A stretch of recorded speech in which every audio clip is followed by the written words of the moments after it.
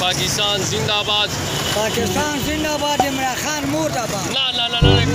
نه پاک کو کینی مکوا. عمران خان کینی مکوا.